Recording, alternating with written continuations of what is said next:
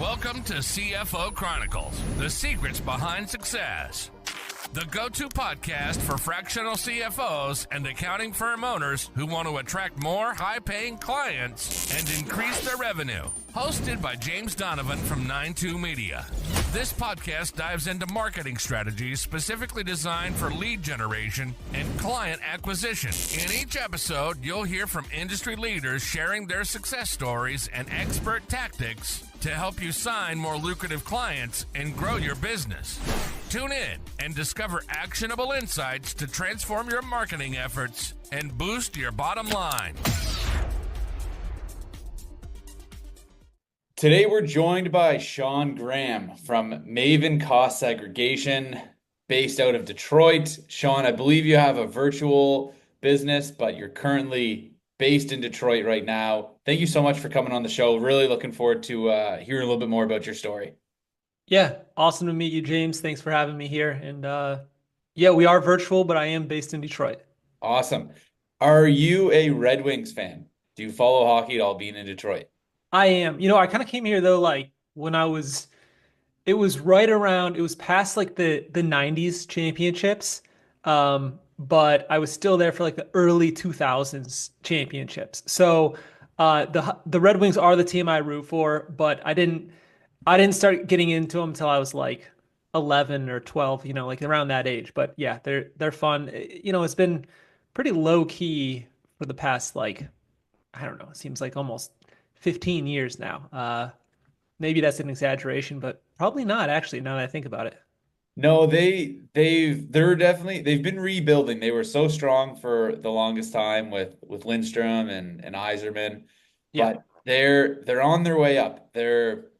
We will turn the tides here in this conversation. So hopefully not everyone's jumping off that it's a hockey conversation out of the gate. But Well, we got Yzerman back now, right? He's on our side again. So yeah, just not on the ice. But they play in such a tough division. I'm a big Sens fan. It's the first year they're making the playoffs now in about 7 or 8 years. So I'm super excited for that. I think Detroit's going to be right there, next year, the year after. But it's just a lot of competition there in that division. So they're young. cool. Yeah, and they got a great team coming up. Tell me a little bit about how you got into this role, Sean. It's a question I've been asking some guests as of late. Is it something you knew that from growing up as a kid, you're like, I want to get into tax segregation, or how did you land here? Yeah, I no, I didn't think it at all. Like I always wanted to be an entrepreneur, like grow my own business, grow my own company. I went down the accounting and finance route, the tax route, because I just wanted the basis. Like I wanted that like foundation. I wanted that to, really give me to gain that skill set so that I could have those tools to go do whatever I wanted, run my own company. So that's the reason I went down the CPA route, the public accounting route, and everything. I actually went into real estate full time. And then I realized eventually I could bridge both of those worlds, the tax and accounting world with the real estate world. And that's where I created the cost segregation firm. Very cool. How are you bridging your real estate background into what you're doing right now? So, for those who don't know, like cost segregation is a very niche thing within tax, right? And that's where the IRS allows you to depreciate your real estate over time, usually over 27 and a half years for residential, over 39 years for commercial.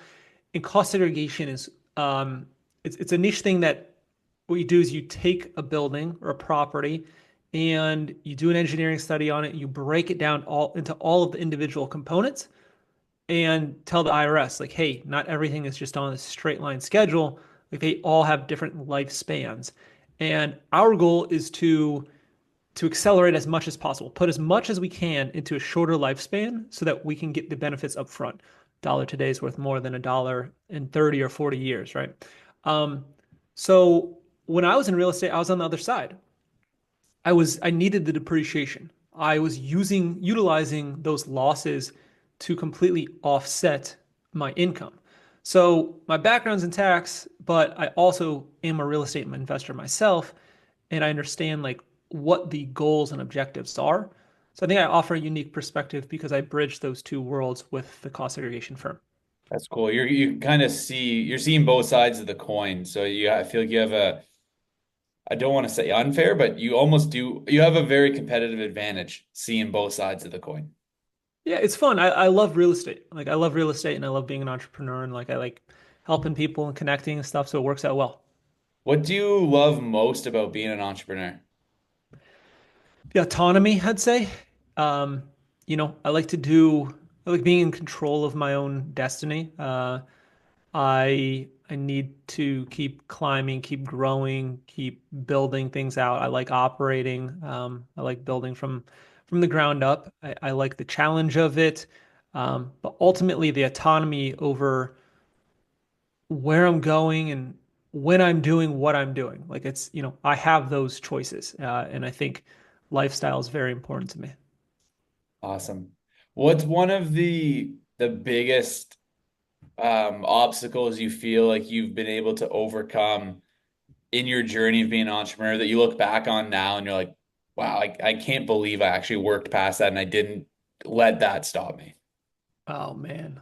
I mean, I've been fired before, like that sucks. Getting fired from a job, it sucks. I think there's some things where even like getting through the CPA license, is very, very difficult to do. It wasn't easy and it just takes like a lot of perseverance and hours and stuff. And it's just willing to like sacrifice the other things in your life that aren't, that they're important, especially in your 20s, right? And like from a social perspective and everything, to put the hours in to go past that. Or getting losing a job, getting fired, and then getting back on your feet and figuring out like what you are meant to do or supposed to do. Those are, I think everybody has those type of challenges. Most people lose a job at some point or another in their careers. So we all go through them, but yeah, it can be tough. Absolutely. It is the adversity and those setbacks that really shape and define who you are. So I think without them, you're almost better off having those setbacks and adversity and every once in a while just to remind yourself like, all right, I am tough. I can get through this. Otherwise, when those things do show up, because it's inevitable, it will, I don't think you're as braced for it. So, do you welcome those challenges and adversity, or only to like a certain degree? Like, have you is your I guess is your threshold grown for for when adversity is thrown your way? Yeah, I would say I enjoy I'm I enjoy the like risk. I don't I would say I'm the opposite, more of like risk adverse. And I don't always look at it as like risk. I think it's like calculated decisions, but I enjoy the challenges. I like um taking an unconventional path. Interesting. That's cool.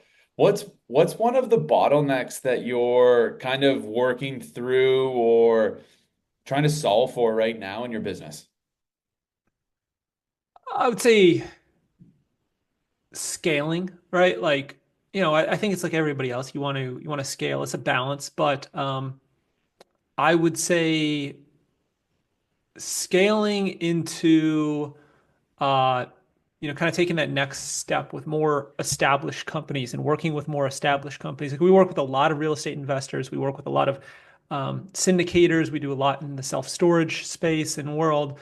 But there's a lot of businesses out there just in general who own the real estate, own the business, and they need cost segregation work done, right? And those could be franchises, they could be a McDonald's location, it could be a manufacturing facility, it could be just doctors' offices, which we do those, dental offices, but there's so many businesses out there. And so people associate cost segregation with real estate investors, which is true, but at the same time, cost segregation is a tool to be used by business owners who own real estate. If you're leasing, it doesn't really apply. It doesn't apply to you, right? But like if you own a physical location, it can help you a ton. You can use all that to offset your income, really lower your taxes, or completely negate your taxes. So I think it's the challenge is breaking into that world more and educating people and connecting with business owners who are probably not utilizing this and don't realize that they could or should be utilizing it. And they think it's just a real estate thing. That's so cool. What oh, I had a question here based off just what you're saying. How did you get into the self-storage space? Because that caught my attention as we were getting ready to get this Sure. episode onto the calendar and speak. And you mentioned it again here just as you were talking about like that's such a on doing something that's already so niche, like you're talking about with the cost segregation. The self-storage units, that's also super niche. So like how did you get into that space? Yeah, self-storage is a fun space. It's a business and it has all the benefits of real estate. It's very similar to real estate in renting. You're renting units, you're renting sheds, right? But essentially, it's a business. You're providing, a business and somewhat of a service for people to go store their things in, whether they're, businesses or whether they're just individual people storing their stuff for the residential properties, whatever it is. Um, I wanted to get into commercial real estate. I was in residential real estate. I wanted to take the leap and jump into commercial real estate. And you kind of, to me, you just have to choose an asset class. So like, okay, what are you going to do? You can do large multifamily, you can do self-storage, you can do office.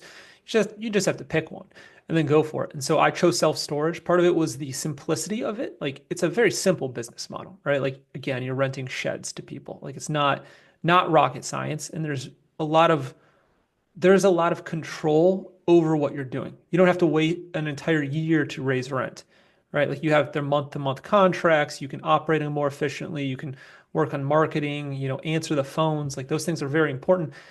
And you don't have to deal with people living there, or, plumbing issues or things like that. So the simplicity of it. So that's why I chose self-storage. Yeah, cool. Do you have any wild stories from the self-storage businesses you're working with? I mean, I'm kind of just my mind's racing to a lot of different spots, Yeah, like either storage wars or I don't know, maybe there was there forensics in teams that going right. in Laundering like money or the yeah. drugs in there, stolen vehicles. Do you have any cool stories you're able to share from, being involved with the self-storage space? I don't, man. No, I don't. No. I don't really have anything. I'd love to tell you something. Maybe I should start making something up. It's not the first time I've been asked that, but Yeah, that was like a big buildup. I was really hoping there's gonna be, it was like Breaking Bad and they pulled up the door and there's just like a bed right, of bills. Nothing. right. Yeah, or the vehicle's just like in there waiting for them to jump in and they can get out and no, haven't had anything like that. I think it's sometimes surprising what people like will leave or abandon or not pay for, like having like a vehicle or something stored there and it's like what do you do? Like just pay your bill, it's $100 a month or something. Like what are you doing? Why are you going to lose something that's worth tens of thousands of dollars over. But people have all different situations, so you never know. But yeah, nothing too crazy. You have to be on the lookout now. Maybe that'll be like a prerequisite to bring on clients is I need to like a really cool story from something that's happened at your facility before we're gonna That's, work together. that's funny. Yeah, yeah. How speaking of, clients and some of the business owners, how do you find clients yourself for your firm? So I network with a good amount of CPA firms. I work with a lot of CPA firms to help them on the cost segregation space. I don't do tax work, right? So like I'm not competing with those clients. I just do the service, the cost segregation work for them, which they utilize, their CPA utilizes to help offset their taxes. We do some, I'm pretty involved with bigger pockets. Do a lot of real estate, just I've always been involved in real estate. I'm gonna go to a big conference this year too, sponsor that. I do a lot of podcasts as well. I'm pretty well integrated into the self-storage world and space there. So we'll work with like some syndicators and self-storage investors. So it's a little bit of everything. Awesome. Awesome. Have you guys got into doing anything around paid ads, or is it a lot of what sounds to be like a lot of networking for right now? So a lot of networking, but our online presence has like really grown. And we put in a lot of work towards that. Nice. Now, we don't. do anything paid ads wise. Like we've dabbled a little bit, like, okay, kind of like, let's see how this goes, put $500 a month towards Google ads, but we haven't taken it seriously or like really done anything with ads. And I think there's so much green space outside of ads right now. And I'm not saying like ads work. There's people in our, competitors that put out, you see ads all the time. So obviously they're doing it because it works. But I like the approach of there's a book called They Ask You Answer. And I don't know if you've heard of it, but it's a good book. It's pretty self-explanatory. I'm going to look it up. They Ask You Answer by Marcus Sheridan. And what the premise of the book is answer the questions before they ask the questions. And I take that very, very seriously, right? And I think about it proactively in terms of what is the customer going to ask me? How can I save myself the time of going back and going back and forth in email again, or save myself the conversation. But also like when they're looking for things, we show up because we have the answer to the question already, right? So, let's just say like, hey, what's going to happen to bonus depreciation in 2025? You Google that, well, like we might show up because we've answered that question. We have a blog on it and we've written about it. So I do that quite a bit in terms of like they ask you answer, try to answer a lot of questions that helps. And it's really, I would say overall, like our online presence has grown substantially. We get, a decent amount of organic traffic. And I think we're just scratching the surface too. Nice. That's really good. So many people, I think when it comes to what to write about or what content to put out, they struggle with that. And it Yeah. sounds like you guys are spot on. You're already doing it. And a lot of it is and sometimes it's after they ask, but what are the questions you're getting on sales calls? What are the questions your clients are asking you? If one person's asking, there's 10 others thinking it. And if you're Yep. creating content around that, that's why so many people are finding you guys. So that's awesome to hear that you're doing that. You mentioned you're creating blog posts on that. Is that going on your website, or do you guys also publish that on your Google business profile? We don't publish on the Google business profile, which is an interesting point, something I haven't really thought of. Um, I do believe that, well, to answer your question, I publish the blog on the website, Okay. but also send it like out in a newsletter. Yeah. So you have the newsletter going out to clients, former clients, anybody on your list. You have the blog on the website for SEO purposes. And then we do have a strong Google page with the reviews and everything. We're not really updating it so much, and maybe we should. I've thought about that recently. Like maybe we should update, the Google business profile like more often. But overall, like I think an interesting thing that it's a theory. It's not a fact. I don't know for sure, but I'm pretty sure Google likes will promote you more if you have a presence on Google Maps. Like, meaning if you have a physical location versus just being another virtual company, right? Like they know that, they know you're real, they like that, they like you to have an office. So, um, that's a theory that I have. I can't really like prove it or disprove it, but that's been an important part for us as well. Is just, um, you know, being able to have like an office and stuff and have on Google Maps, even though my team is all over. Yeah. Yeah. Well, Google loves consistency on their platform, and Yep. they're the, if not the largest search engine. I'm sure you can make the argument, there's now YouTube, ChatGPT. YouTube is part of Google, but yeah, I would be putting your blog there as well. It's just repurpose. What do you mean? So in Google, you can add updates to your business page, which is Yeah. essentially a blog or an article. But just Okay. purpose what you're already writing, you put it there. It's also on your website. It's also in your newsletter. That's just all going to tie back to your main source of truth, which is in your Google business profile. So Google's going to trust you more. You're going to get more visibility that way. So I think what I worry about there though is duplicative content. Like I don't think Google wants you to have duplicative content where it's like, hey, it's posted over here, it's posted on Google, and it's posted on your blog. It kind of lowers the value of what it is because they scrape it, they see it on multiple sites. And I'm not the marketing expert, but I don't know, maybe you tell me. Do you have any thoughts on that? You can repurpose it, and if you don't want it to be word for word, because I'm going to guess your article is probably a little bit longer than I think it's a 1,500 maybe character limit. It's either 1,500 or 15,000. I can't remember now. But when you go post that on Google, even if you just rinse that through Chat GPT and then you give your manual kind of overview, you change some things around, but it's the same concept. You have the same keywords that are being focused on, and it's posted there.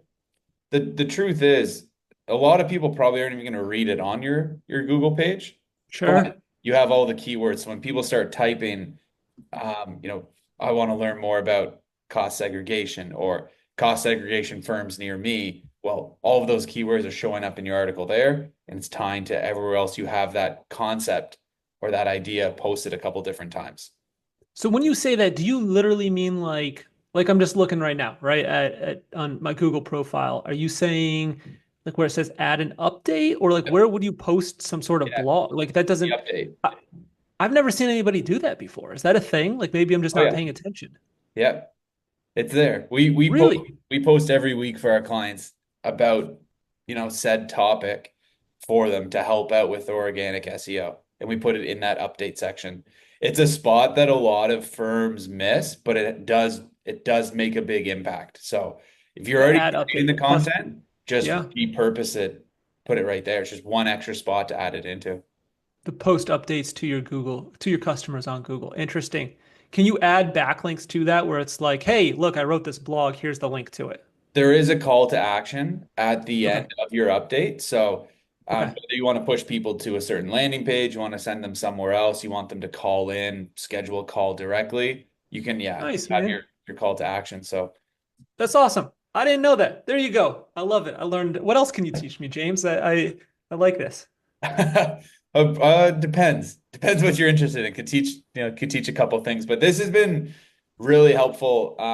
Just learning a little bit more about cost segregation and what your firm's doing, how you help. I would Yeah. love to hear like of a recent win that you're super proud of for that your firm was able to achieve, whether you had your hands directly involved in it, if it was members of your team, but like what from Maven are you guys super proud of as of late for a win within the company? Oh man. We haven't been on Google like that long, honestly, but just kind of thinking about that, we have, I think, 21 five-star reviews, and no like poor reviews. And you'll probably tell me, right? It's like maybe you want a poor review in there just so Google, like, they kind of like that, a little bit of mix of everything. But right now we've got, I'll let that happen organically. I'm not going to force Yeah, something, but right I'm right gonna now go we out have. and ruffle some feathers just to get a negative review. Yeah, yeah, yeah. No, we have all five-star reviews. Something that I'm proud of. We're building that up quickly. We got through busy season, like, well, it's not done yet. Sorry, April 15th is really the end of busy season, but really proud of the team and the way they've stepped up and they're doing some great things. We do everything internally. So the customer communication has people on an individual basis have improved quite a bit. Um, our project management's on track. Our engineers are learning, getting better. We're becoming even more efficient. So, I mean, there's some like really cool things. I think like if you want to pinpoint something specifically, an example would be had a customer who he inherited money. He's like, okay, what am I going to do with this money? And he works full time, W-2. He makes, maybe I think his wife and him make probably his wife and he make around, $250,000 a year or so. And so they decided to go buy Airbnbs, short-term rentals, and we help them utilize the depreciation on those short-term rentals to offset the taxable income. So, okay, you're $250,000 married, filing jointly. I don't know what the tax rate is. Let's just say 24% or so, right? I'm just estimating right now. I don't have the brackets in front of me, but there's something called the short-term rental loophole, which allows you to use short-term rentals. And the IRS says, okay, like because you average 7 days or less, you're actively participating, materially participating, you're managing it. this is an active business. It's not like a passive activity that only offsets passive income. It's now an active thing. It's active business for you.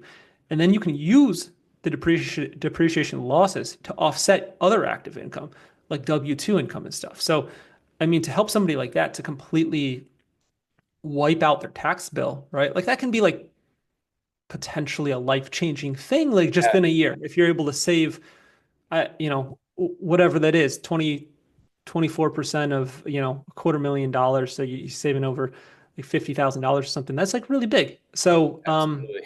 it's something that I'm proud of. We help people like that quite often, and we offer a service that, I think it kind of gets glanced over and people don't understand it and they skip it.